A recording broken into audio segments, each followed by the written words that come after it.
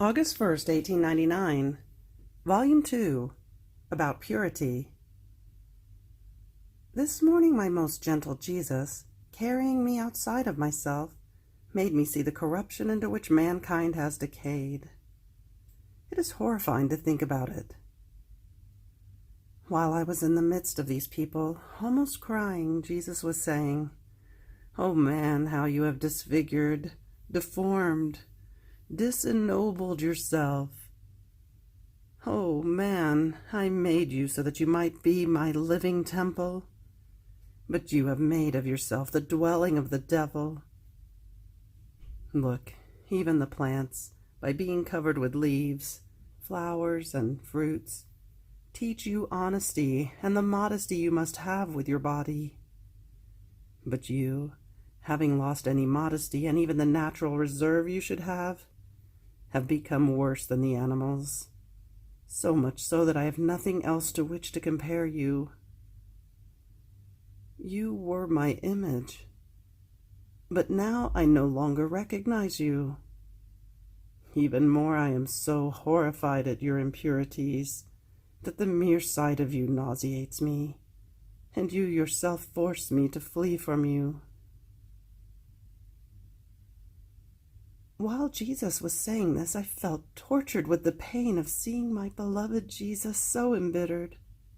So I said to him, "Lord, you are right that you find nothing good in man anymore, and that he has reached such blindness as to no longer be able even to keep the laws of nature. So if you want to look at man, you will do nothing but send chastisements.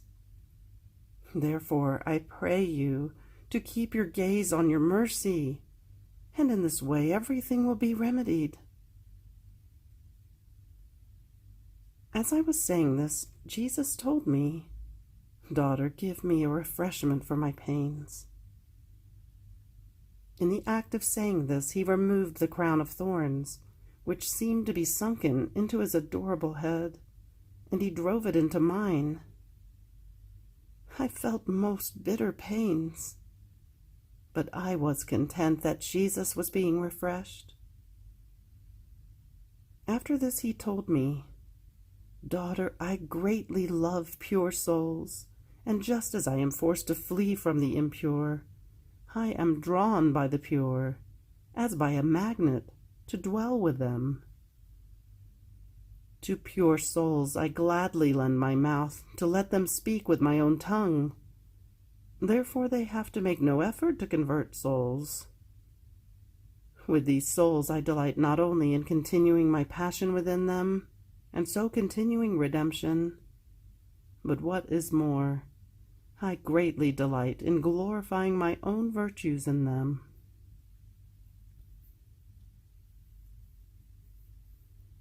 August 1st, 1900, Volume 3. The humanity of Jesus is the mirror of the divinity. Chastisements. My adorable Jesus continues to come only very few times, and for a short time. This morning I felt all annihilated, and I almost did not dare to go in search of my highest good. But always benign, he came, and wanting to infuse trust in me, told me, "My daughter, there is no one who can stand before my majesty and purity.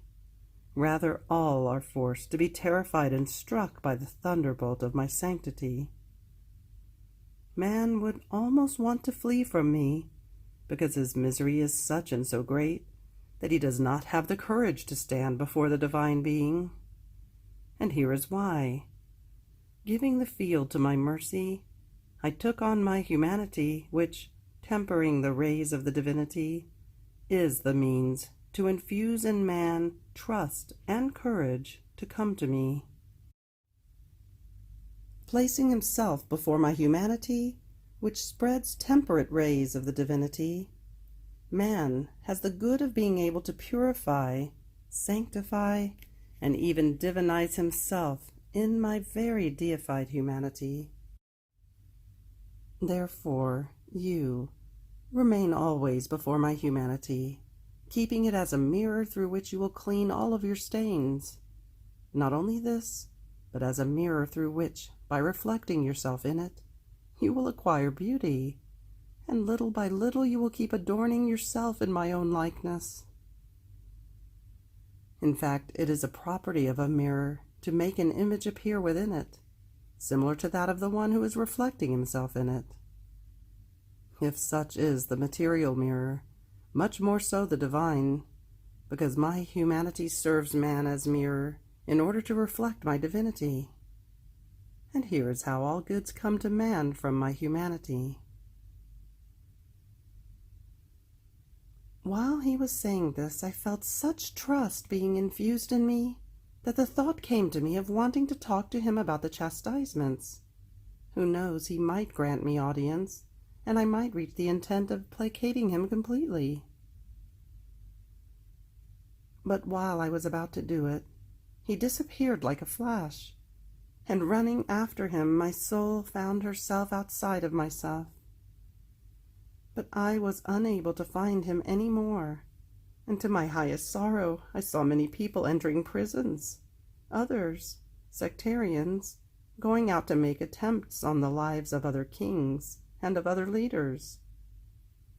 I saw that they were consumed with rage, because they still lack the means to come out into the midst of the peoples and make a slaughter. Yet their time will come. Then afterwards I found myself inside myself, all oppressed and afflicted. August 1st, 1918, Volume 12, Effects of the Privation of Jesus. I go on in the midst of privations and anxieties, and I often lament to my sweet Jesus. And he came, and drawing close to me, clasped me to his heart and told me, "Drink from my side." I drank the most holy blood which poured from the wound of his heart.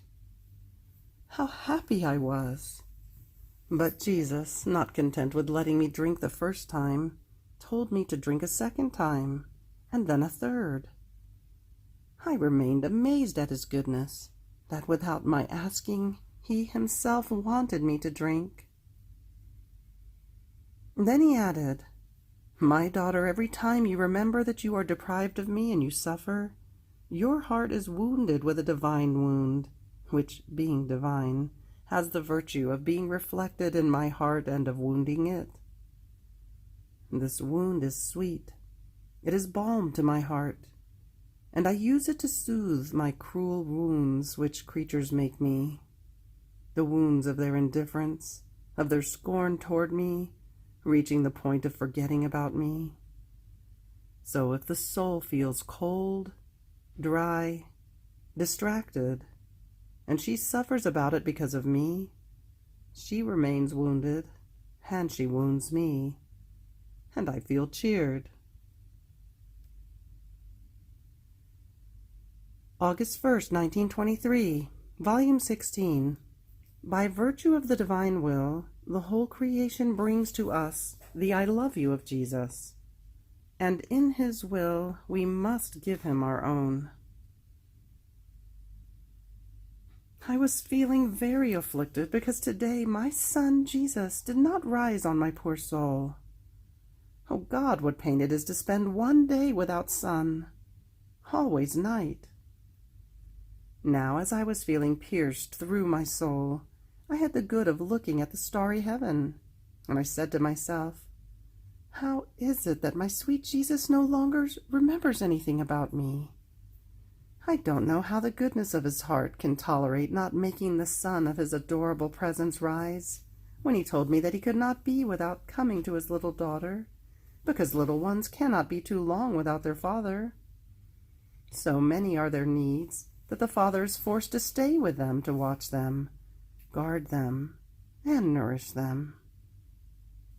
Ah, does he not remember when, carrying me outside of myself, leading me up there, beneath the vault of the heavens, in the midst of the celestial spheres, walking together with him, I impressed my I love you in every star, in every sphere.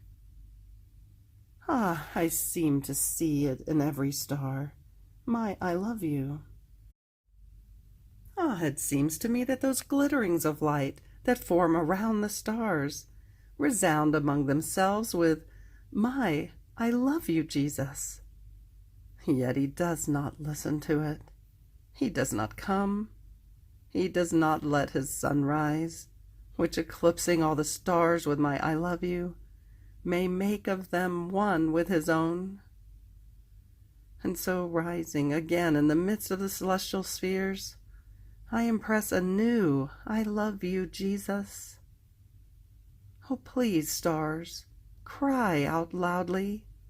Make my I love you resound, so that Jesus may be touched and come to his little daughter, to the little exiled. Oh, Jesus, come, give me your hand. Let me enter into your holy will, that I may fill the whole atmosphere, the blue heaven, the light of the sun, the air, the sea, everything, everything with my I love you, with my kisses, so that everywhere you may be, if you look, you may look at my I love you, and at my kisses. If you hear, you may hear my I love you, and the smacking of my kisses. If you speak and breathe, you may breathe my I love you, and my anguishing kisses. If you work, may my I love yous flow in your hands. If you walk and tread the ground, may my I love you and the roaring of my kisses be under your steps. May my I love you be the chain that draws you to me, and may my kisses be the powerful magnet that, whether you want it or not, force you to visit the one who cannot live without you.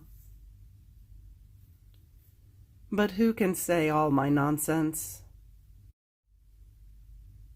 Now, while I was thinking of this, my adorable Jesus came, all goodness, and showing me his opened heart, told me, "My daughter, place your head upon my heart and rest, for you are very tired. Then we will wander around together in order to show you my I love yous, spread over the whole of creation for you."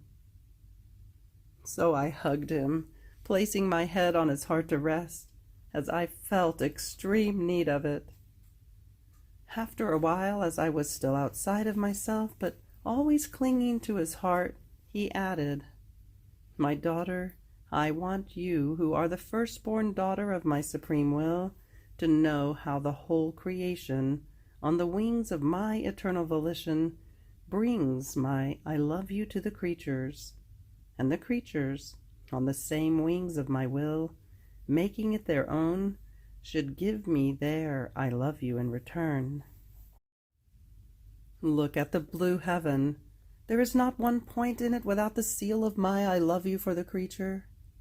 Every star and the glittering that forms its crown is studded with my I love yous. Each ray of the sun, stretching toward the earth to bring light, and every drop of light carry my I love you. And since the light invades the earth, and man sees it and walks over it, my I love you reaches him in his eyes, in his mouth, in his hands, and lays itself under his feet. The murmuring of the sea murmurs, I love you, I love you, I love you. And the drops of water are as many keys that, murmuring among themselves, form the most beautiful harmonies of my infinite I love you.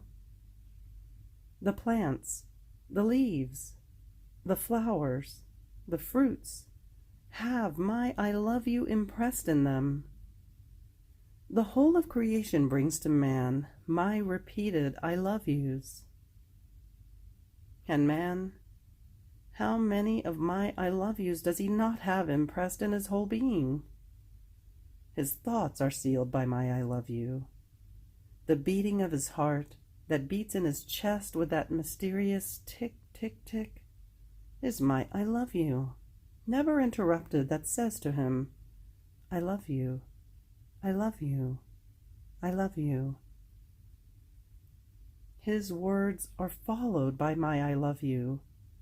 His movements, his steps, and all the rest contain my I love you. Yet in the midst of so many waves of love, he is unable to rise to return my love.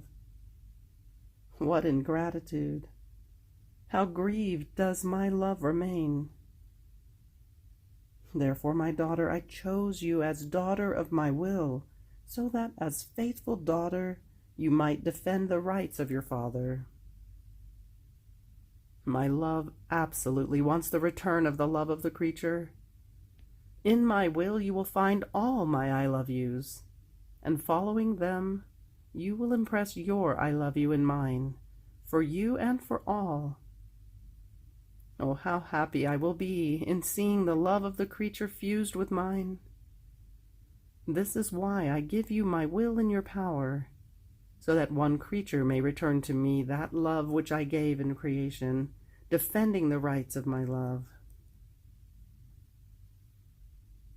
August 1st, 1926, Volume 19, The Secret of Jesus. The Power and Goodness of His Secret. I was longing for my sweet good, the life of my life, and since he was not coming, I thought to myself, how hard is his privation. Jesus does not love me any more. And not only have the caresses, the kisses, his great shows of love which he so abundantly gave me before ended, but his lovable and enrapturing presence also keeps me waiting longer and longer. Oh God, what pain! What a continuous martyrdom! What a life, without air, without breath! My Jesus, have pity on me, on your little exiled one. But while I was thinking of this and other things, my always lovable Jesus came out from within my interior, and leaning his arms on my breast, told me, "My daughter, you deceive yourself in saying that I no longer love you as before. On the contrary, you must know that my kisses, my caresses, the shows of love I gave you, were the outpouring of my love. Unable to contain it in my interior, I showed it to you with many loving signs. And since between you and me there wasn't a great work to do, I amused myself with you with many signs and stratagems of love. But this served to prepare you for the great work that was to be carried out between you and me. And when one works, there is no time to amuse oneself. However, in spite of this, love does not cease, but is increased 100 times, strengthened and sealed.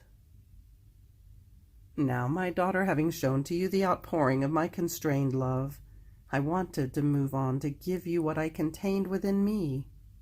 I wanted to communicate to you the great secret of the kingdom of my will, giving you the good it contains. And when important secrets are communicated, and this is the most important secret of the whole history of creation, amusements, kisses, and caresses are put aside.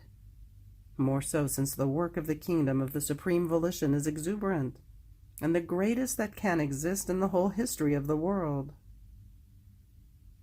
Therefore, manifesting my secret to you surpasses all loves together, because in the secret there is the sharing of one's life, of one's goods. In the secret there is trust, there is reliance. And do you think it is trivial that your Jesus has trust in you, and that you are the object of my hope? But not just any trust and hope, rather the trust of entrusting to you the kingdom of my will, and the hope that you will place its rights in safety, and that you will make it known for me. Now, having entrusted to you the secret of my will being the essential part of the divine life, I would not know what to give you that is greater than this. How can you say, then, that I love you less than before? Rather, you must say that this is the great work required of you and of me in the kingdom of my will. You must know that I am always occupied and all intent on working in you. Now I expand your capacity. Now I instruct you. Many times I move on to work together with you. Other times I make up for you. In some, I am always occupied, and this says that I love you more and more, but with stronger and more substantial love. End of August 1st. Fiat.